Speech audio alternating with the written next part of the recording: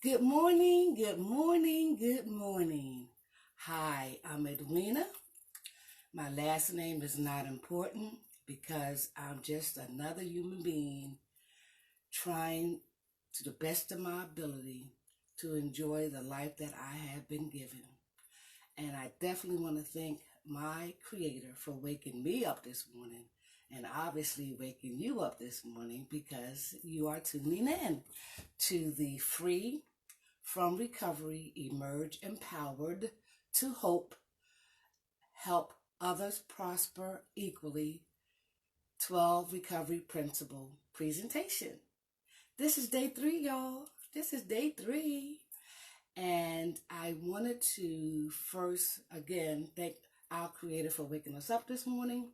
And I have my coffee, and I have my friend Billy here to help me navigate this presentation. Hopefully I don't knock him over this morning like I did yesterday, but maybe he was trying to talk to me. This is my friend who has transitioned to a higher place and who was one of my inspirational and motivational supporter during my time of need. And I thank God because of the recovery principles, I was there in his time of need before he transitioned. I'm also joined this morning. I want to share with you this. Me and my mommy. Yes. She transitioned also in May of 2016. But thank God for my sister Ruby, who is a very creative individual who put together this pillow for me that says memories to cherish. And it has thank you, and it has me laying in my mommy's arms as she looks to the heaven before God called her home. And because of the 12 recovery principles, I was able to be there for her before she transitioned as well, along with 6 other family members that were on hospice. So these 12 recovery principles, they work if you use them. And I've been using them for the past 30 years. So let me put mommy back in the background so that I don't spill coffee on her and knock over Billy. Okay. And this morning, I am trying something different. So I have my favorite lounger on. And this morning I'm in my bedroom because the 2 grandchildren, 2-year-old grandchildren that I have, they are downstairs in the downstairs suite. So while they're still asleep, I'm up here, and hopefully you won't hear a knock on the door, because if you hear a knock on the door, they're going to say, Grandma, Grandma. Okay. So I wanted to present this morning the atmosphere of having a conversation. Yes. I want to have a conversation with you about the 12 recovery principles, and I want to share with you how they have helped me for the past 30 years in being prepared for things yet to come. That's one of my favorite mottos and sayings in recovery. Recovery is about being prepared for things yet to come, because none of us know what tomorrow is going to bring. None of us know what today is going to bring. No one knows what the next hour or minute is going to bring. So, if I continue to learn, utilize, implement, and internalize the 12 recovery principles, I can even and have been withstanding the challenges that this world is facing today. The coronavirus pandemic, yes. And so I want to help you to help me, to help others, that even in the midst of this challenge, we can find peace. We can find hope. We can find serenity.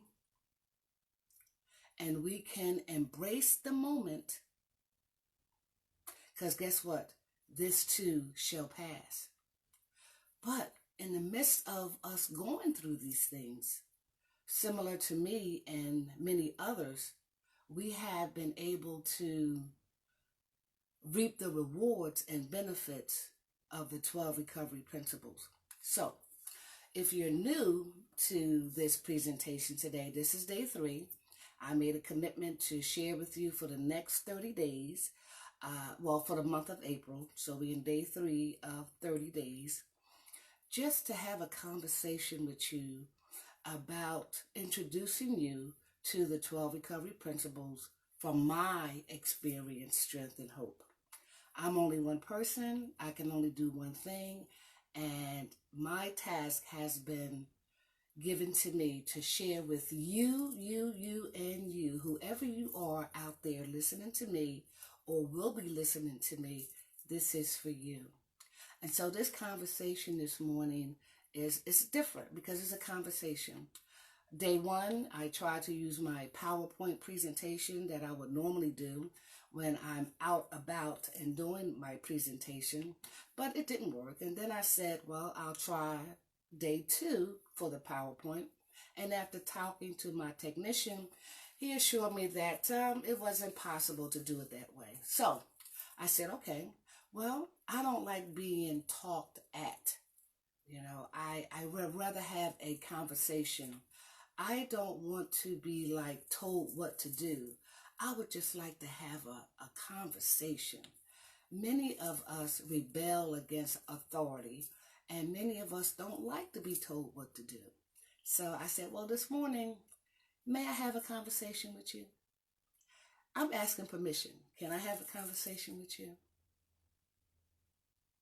And you will see how what I just said is a part of the 12 recovery principles. Okay, so before I get started, let me once again inform you that this is the Free from Recovery Emerge Empowered presentation to give hope, help others prosper equally, using the 12 recovery principles, which were modeled after the 12-step program of Alcoholics Anonymous. And if you do your research, you will find out that the 12 steps came from the scriptures. So even though we're not talking about religion, we are talking about spirituality. And using the 12 recovery principles adopted by the 12-step spiritual program, I'm presenting my experience, strength, and hope as to how they have helped me these past 30 years. And you may say, well, what did they help you from? Okay, I'm glad you asked. Remember, this is a conversation. Well, for 14 years, I had a severe drug addiction.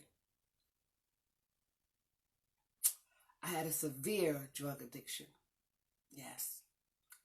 And with that drug addiction came a lot of unhealthy behaviors. Yes. And with those unhealthy behaviors, it put a strain on my family, my community, and society at large. And guess what? Including me, because I lived that 14-year addiction. But like most of us, when we start out doing something, we think it's cool. We think we're just socializing. It ain't no problem. I can put it down. I can stop anytime I get ready, type of thing. Okay. Well, that didn't prove to be the case for me. So on February the 22nd of 1990, I placed myself underneath a parked car, getting away from a stepson that I was getting high with and doing all kinds of things with. And he proceeded to want to harm me. And I put myself underneath that parked car as I ran from him, running for my life. While underneath that parked car, I hollered out to a God that I did not know but heard about to take me out this life now or show me a better way. And if you go back into the history of Alcoholics Anonymous, one of our co-founders, Bill W., basically said the same thing. Whoever you are, take this from me and put me on a pathway to recovery. And so for the last 30 years, I've been a part of a 12-step program that has given me the tools, the knowledge, the experience of others, that I don't have to go back to drinking again. I don't have to go back to drugging again. I don't have to go back to those unhealthy thoughts, feelings, attitudes, and behaviors.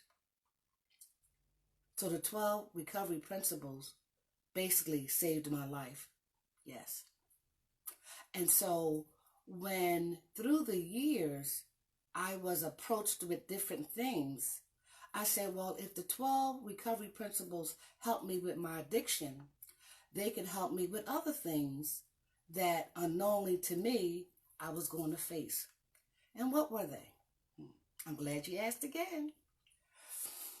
In the first 3 months of my recovery, I left a husband that was dying of cancer. People say, well, how can you leave your husband that was dying of cancer? Well, one of the things that recovery has taught me, that if I didn't go and get help for myself, I couldn't be of help to my husband. So I prayed and I asked this God that I still didn't know to put me on a pathway to recovery. And he revealed to me that you need to get yourself together in order to be able to help him. So the 12 recovery principles helped me deal with someone that was dying. Recovery principles has also helped me with my own cancer. Yes, I was diagnosed with cancer when I got into recovery, cervical cancer. I was diagnosed with STDs from my addiction. Recovery principles help me to admit, to address, and to acknowledge those things that contributed to me having STDs and developing cancer as a result of those STDs. Recovery principles helped me with that. Recovery principles helped me also when I was attacked by one of the females in one of these transitional houses. Now, this is with 90 days in recovery. Yes. One of the girls attacked me. She sucker punched me. Not once, but twice. But because I had been learning and using the 12 recovery principles, I didn't retaliate. Because I realized that there were consequences if I retaliated. But the 12 recovery principles helped me to do something that I probably would have never thought of.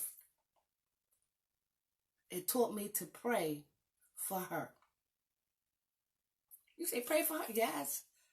I went in the room, got on my knees, and I prayed for that young lady who hit me. Because I knew she was going to get put out. And she did. And I prayed for her. The 12 recovery principles also helped me deal with the guilt and shame that I had about my baby brother who tried to commit suicide in Philadelphia while I was up in Williamsport, Pennsylvania. I turned him on to crack. Yes. I felt guilty about that. I felt shameful about that. I felt remorse about that. But dealing with the 12 recovery principles helped me to understand the part that I played in it, accept the part that I played in it, but also helped me to realize that where I was, I needed to stay.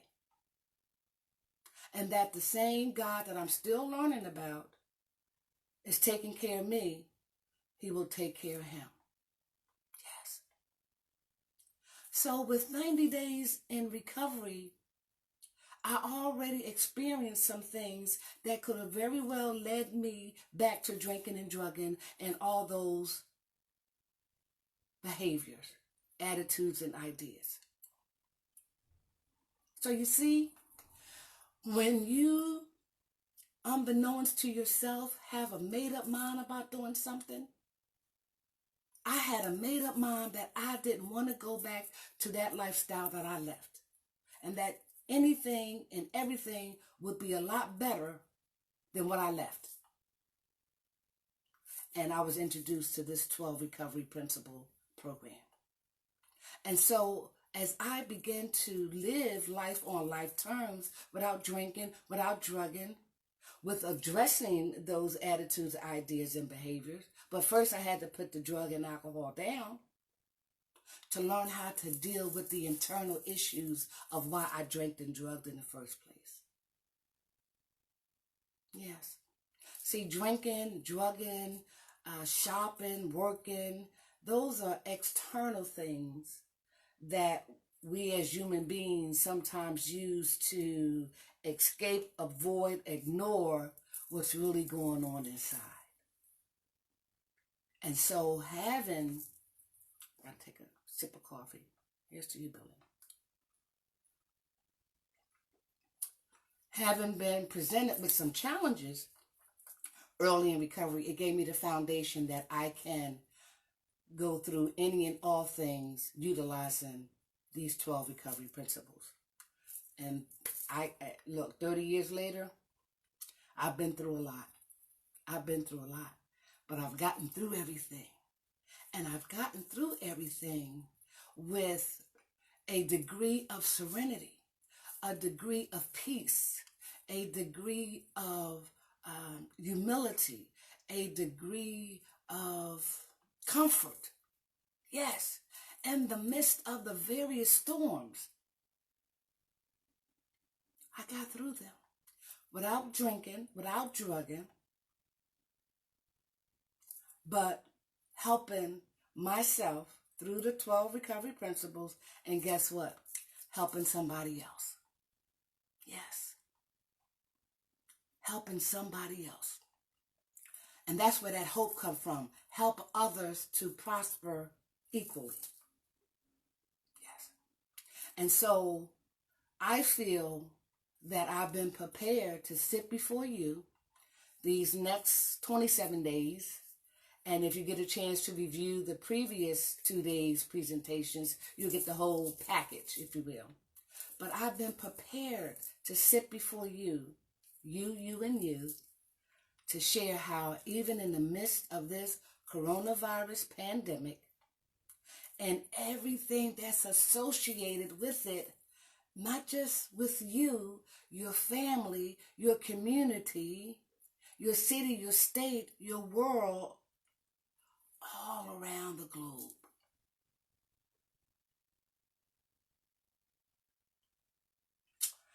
There's a lot going on. There's a lot of fear. There's a lot of uncertainty. There's a lot of frustration. There are a lot of questions. There are a lot of feelings. There are a lot of discomfort that can lead to an increase in drinking, that could lead to an increase in domestic violence, child abuse, could begin someone to start drinking, to someone to start domestic violence, for someone to start child abuse. This thing has a ripple effect and will continue to have a ripple effect.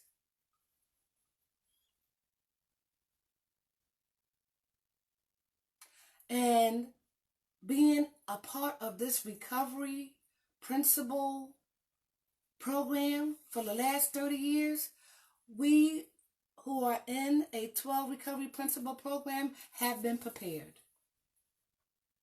Because we've been given some tools. We've been given some knowledge. We've been given the necessary foundation that no matter what goes on in life, we're going to get through it. But I need to be responsible and accountable for what I can do. You need to be responsible and accountable for what you can do. And that's why Dr. Scott T. Allison wrote an article in Psychology Today that said people can use the wisdom from a 12-step program during the month of April. Well, I'm doing my part to let you know some of the wisdom that's available that I have that I want to give to you from a 12 Recovery Principle program. Okay? So, I've been prepared. And so that's why I can smile this morning. That's why I can have peace in the midst of the storm. That's why I can enjoy my grandchildren right now. I mean, the house is chaotic, and we have makeshift playgrounds, and they take baths all day long. I tell them they're in the swimming pool type of thing. In the midst of the storm. But guess where I go every morning? To my 12-step meeting for me. Yes. For the last 30 years, I still go to my 12-step meeting of Alcoholics Anonymous. I'm not a representative of Alcoholics Anonymous, but I'm a member of Alcoholics Anonymous, and I go to my meetings every day. And if I don't go to my meetings every day, I'm talking to another sick and suffering alcoholic, or I'm being of service to other people. So I'm maintaining my spirituality. I'm maintaining my peace. I'm maintaining my serenity in the midst of the storm because of these 12 recovery principles. So that's what you have been brought into, and this is day 3, and we're going to be talking about recovery principle number 2. So just for a quick overview of what recovery principle number 1 was that we discussed yesterday. So let me do this first. All right. The 12 recovery principles are: 1, we admitted we were powerless over, let's say, this coronavirus pandemic, and our lives have become unmanageable. So, recovery principle number 1, we admitted we were powerless over what it is, and our lives have become unmanageable. Principle number 2 is came to believe that a power greater than ourselves could restore us to sanity. Sanity only means soundness of mind. So recovery principle number 2 is came to believe that a power greater than ourselves could restore us to soundness of mind. Principle number 3 says made a decision to turn our will and our lives over to the care of God as we understand Him. You get to pick your own God. We just ask that it's loving and it's caring. Not a religious, spiritual program.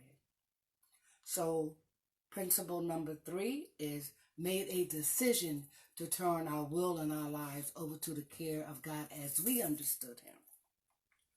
Principle number 4 is made a searching and fearless more inventory of ourselves, an inventory of our assets and our liabilities of our character.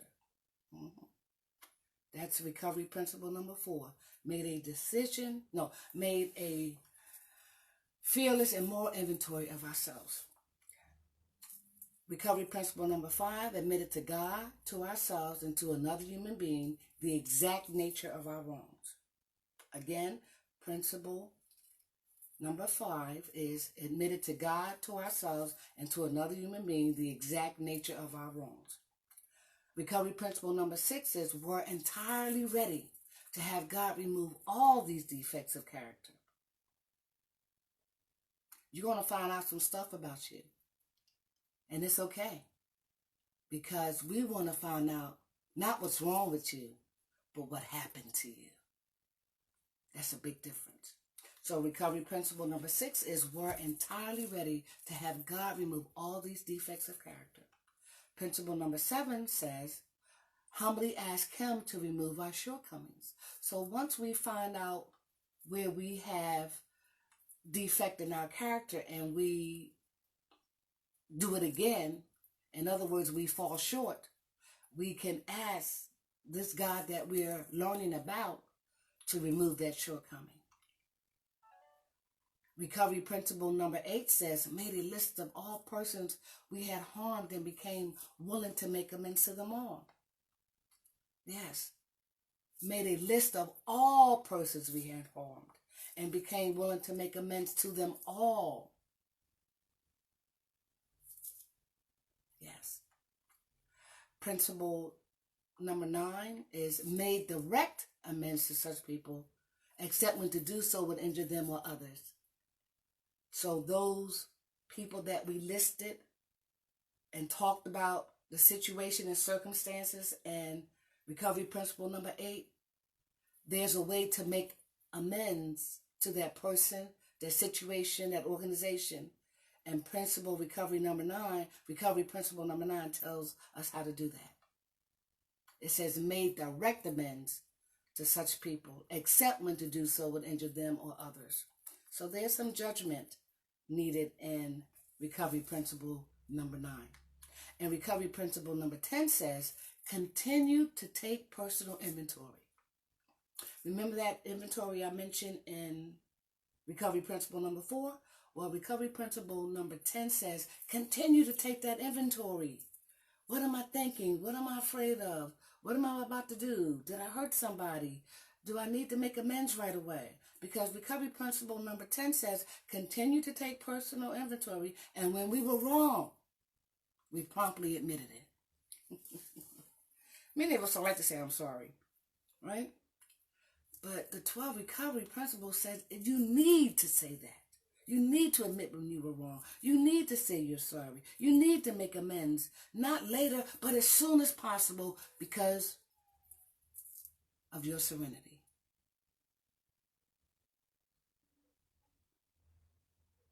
And so we want to be able to take that inventory on a regular basis.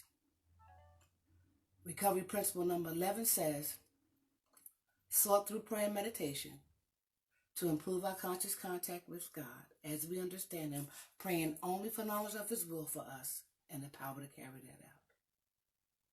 Recovery principle number 11 is sought through prayer and meditation to improve our conscious contact with God, praying only for knowledge of His will for us and the power to carry it out.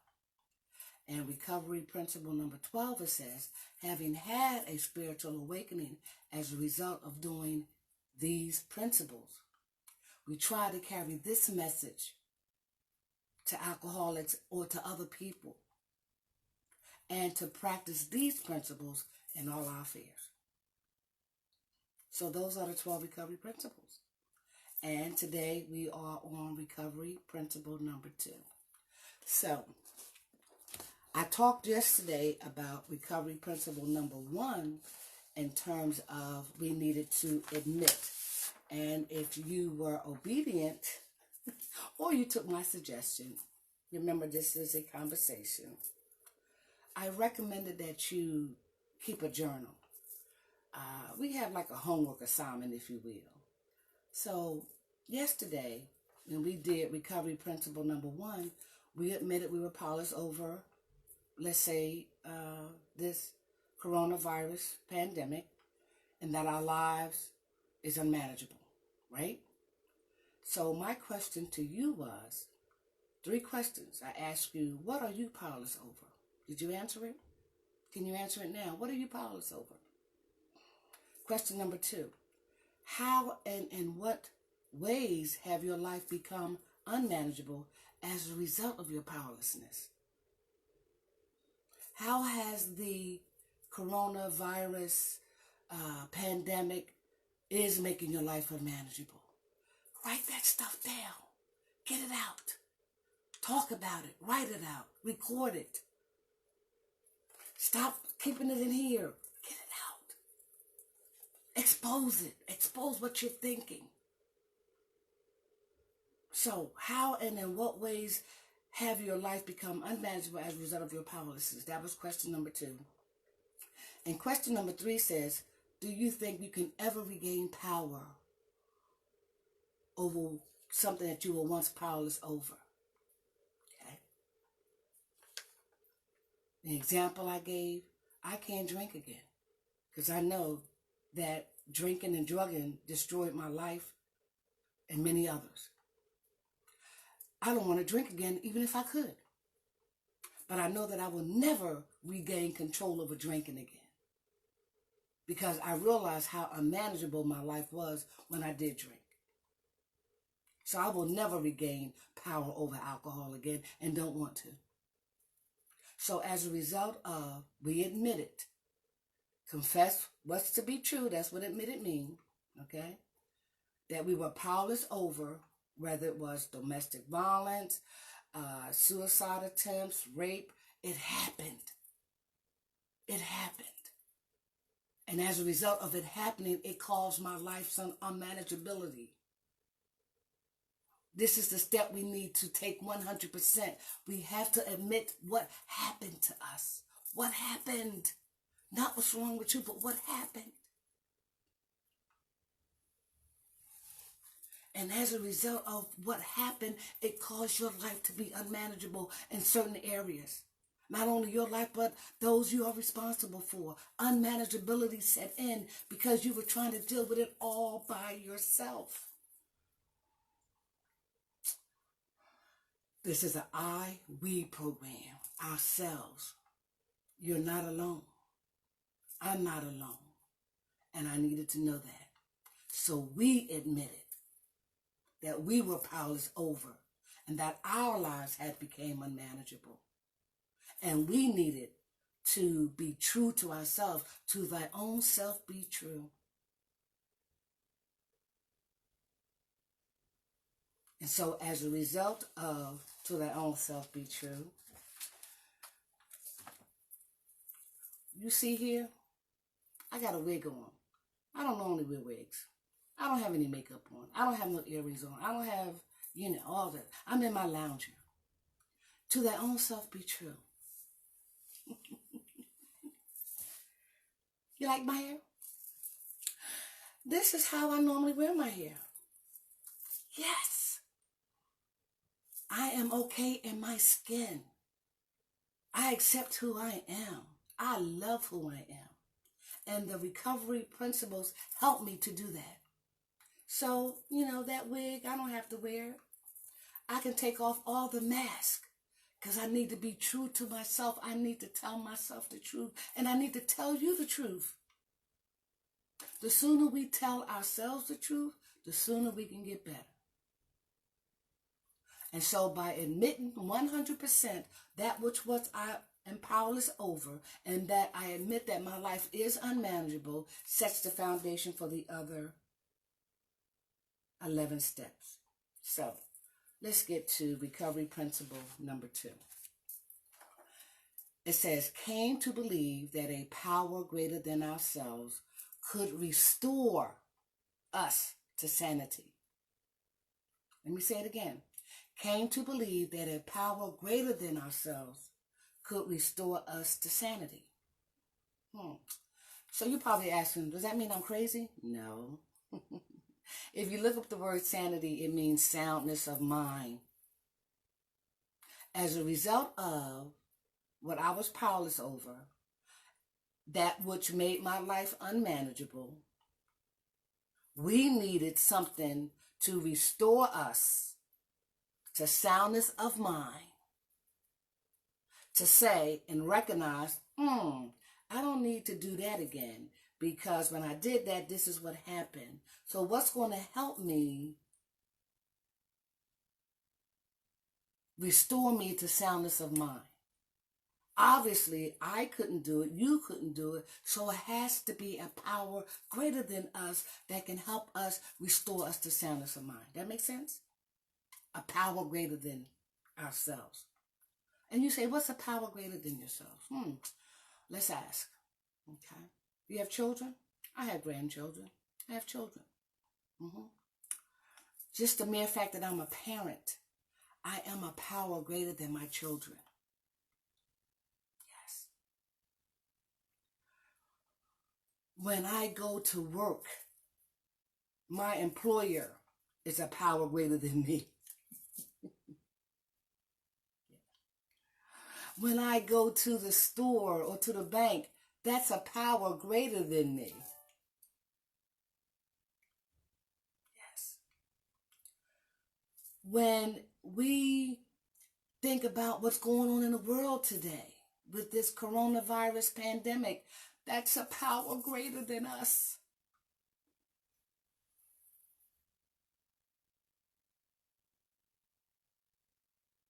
I can't change it. You can't change it. The world, but what we can do is find a power greater than us that can help us restore ourselves to soundness of mind so that we don't lose our mind in terms of making bad decisions, being erratic, being irrational, and all that kind of stuff. What can restore me to soundness of mind? What power greater than me can do that? Came to believe. So that means we have to seek, we have to go about, we have to evaluate, we have to seek what power is greater than me that can help me, restore me to soundness of mind. I feel like I'm losing my mind. I feel like I'm all over the place. I need a power greater than me to help restore me to soundness of mind. Came to believe. And so for me, in my recovery program, going to my 12-step meetings, involving myself in the literature, hearing other people experience strength and hope,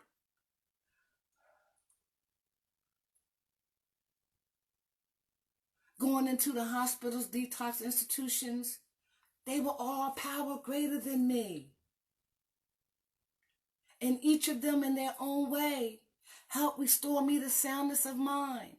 Edwina, you don't want to drink again. Edwina, you know that you don't have the power to change yourself, but you need to have the desire to want to change. And this process can help you change your attitudes, ideas, and behaviors. We are a power greater than you. We can show you how we got through it. And guess what I'm doing now?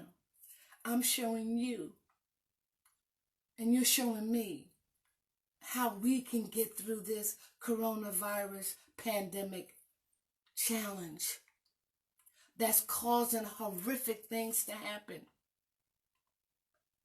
And things like this has been happening since man been on earth, hasn't it? But the difference is, it's happening to me. It's happening to you. It's happening to someone I know. So that makes it personal, doesn't it? Yes. Mm-hmm. But ask yourself, like I asked myself, what can I do about it? Mm-hmm. What power can I seek that's greater than me that can help restore me to soundness of mind? Mm-hmm. And so when Dr. Allison was talking about the wisdom of the program, one of the things that he used that I learned in recovery, the serenity prayer. Even that saying is a power greater than me because it has a lot of wisdom in it. It has a lot of information in it. If I marinate on each and every word, it says, Lord, grant me the serenity to accept the things I cannot change, but the courage. You know what courage means? In spite of the fear, do it anyway. That's what courage means. Courage to change the things I can. And the wisdom to know the difference. I'll repeat. Lord, grant me the serenity to accept the things I cannot change. Courage to change the things I can and the wisdom to know the difference.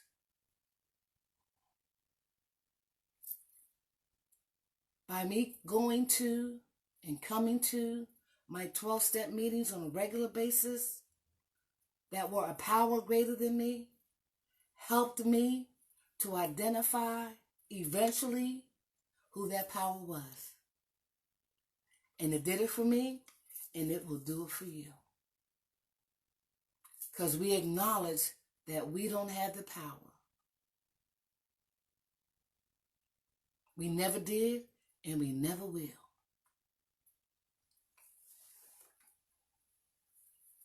But what we do have is a we. I can help you, you can help me. Together, we are a power greater than that which tried to destroy us. Yes. You know? And so, there's a series of questions that I want to pose to you to help ignite some, mind-provoking thoughts to relate to this recovery principle number 2. Question number 1. Can you name some examples of a power greater than you? Think about it. Can you name some examples of a power, capital P, greater than you? You don't have to answer it now, but during the day, ponder on it, look through the day's activities, that which is a power greater than you. Hey, the mortgage company, the electric company, that's a power greater than you, isn't it? Because bills are due, right? But recovery has taught me to call the mortgage company, let them know I have a hardship. They tell me what I can and can't do, and I do it. Call the electric company, find out what the situation is. Yeah, a power greater than me, right? My cell phone bill. Okay, all right, I need my phone. Well, I can call them and say, well, can I pay half of it? Yes. Those things that are power greater than us can help restore us to soundness of mind. Me having all this stuff going on, you having all this stuff going on, there is a solution. It may be temporary, but there's a solution because all we're doing is living a minute at a time, an hour at a time, a day at a time. So, can you name some examples of a power greater than you? Question number 1. Question number 2. Can you describe the characteristics of that power? Okay. So, an example of my parents were a power greater than me. And what were some of their characteristics? Most of the time, they were loving, caring, nurturing, particularly my mom. Okay. My dad was the disciplinarian, but he was also loving and caring in his own way. That was a power greater than me. That was some of the characteristics of that power. So we ask that when you are seeking a power greater than you, you need to identify what those characteristics you are looking for that will help you restore you to soundness of mind. Okay. Question number 3. What characteristics would you want that power to possess and demonstrate? So, that power greater than me, that mortgage company, I would want them to be understanding, compassionate, but I also need to be realistic, okay? So it kind of works both ways, but at least they are open to hearing my situation, and I need to be open to what they have to offer. And so the characteristics that they have are they're willing to help me. They're willing to ease my mind. They're willing to help not get frustrated over a bill. When I go to a meeting, my 12-step meeting, a power greater than me are the people in the rooms. I need them to be understanding. I will want them to be compassionate. I will want them to show empathy. I will want them to be loving. And they are. Yes. So when you seek that power greater than you, what are some of the characteristics you want that power to have? Because guess what? You will be more receptive of the suggestions, the guidance that that power greater than you will give. Yes. Because we are some rebellious people. Yes. But when we say and we seek and we establish what characteristics we want in that power, then we are more apt to go to that power that's greater than us to help restore us a soundness of mind. Question number 4. Can you provide examples of how that power could restore you to soundness of mind?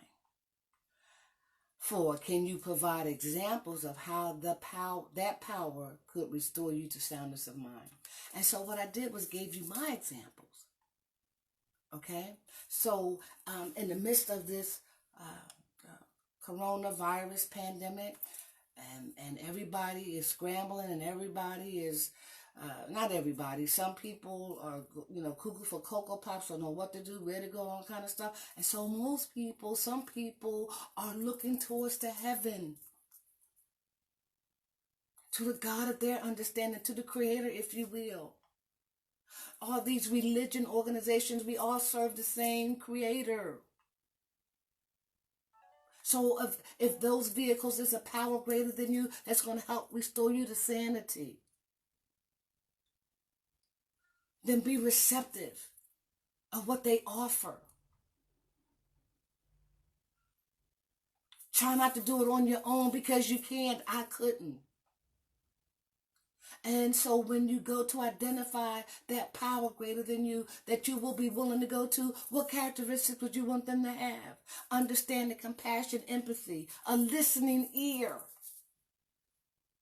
Yes. Because when we look at recovery principle number 2, we want to be restored to soundness of mind, to be able to make the right decisions, do the next right thing. Think it all the way through. Not to be reactive, but to be responsive.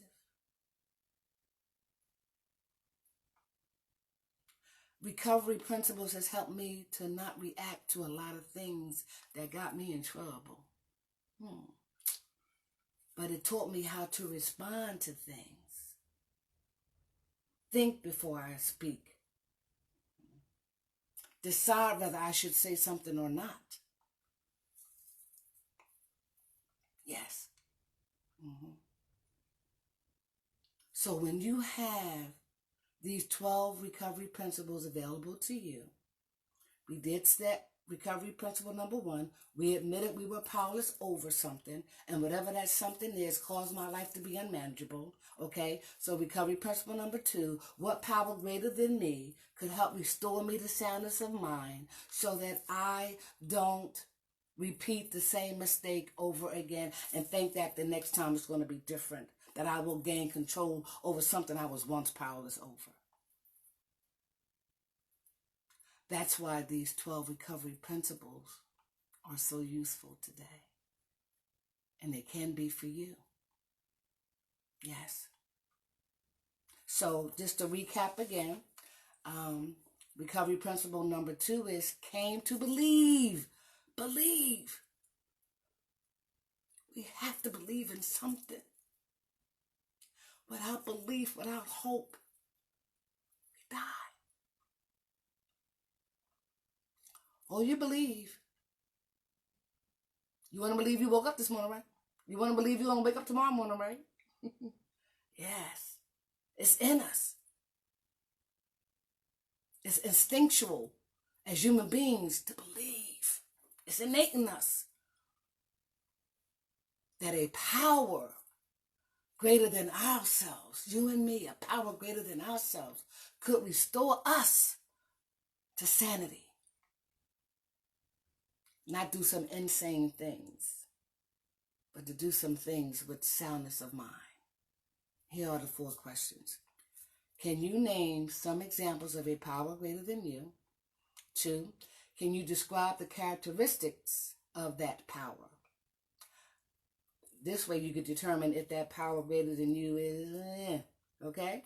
And number 3 challenges you to what characteristics would you want that power to possess and to demonstrate, okay? And question number 4, can you provide examples of how that power could restore you to soundness of mind so that you'll be willing to seek, go back to that power greater than you for understanding, for clarification, for comfort, just to listen, for some suggestions, yes. Okay. So, I hope that you enjoyed day number 3, and I would encourage you to develop a watch party so that others in your network can learn from the free from recovery, emerge empowered to hope, help others prosper equally presentation using the 12 recovery principles. So I'm going to get ready for my 12-step meeting that I go to every morning. And if you are available at 7:30, it's an open meeting, and I will tune you in, and you can hear an example of what goes on in a 12-step open meeting. Meaning it's open to the public. But in the 12th step, it says practice these principles in all our affairs. So what I learned by going to my meetings, I practiced in all areas of my life, which is why I'm sitting before you. Because it says in our literature, all humans are ill to some extent. All of us. Just by the nature of being human. And I agree with Dr. Allison that wisdom from these 12-step programs, if we use them, they can help us. And so if all of us are ill to some extent, somebody has to present it to you. Somebody has to show you there's another way. Somebody has to show you that there is a solution. Somebody has to share with you what their experience, their strength, and their hopes were, to encourage you to do the same thing. And that's what the God that I know now has allowed me to do, which is why I'm sitting before you today. So, I will see y'all tomorrow. God bless. Be safe. Be restored to soundness of mind. Take care.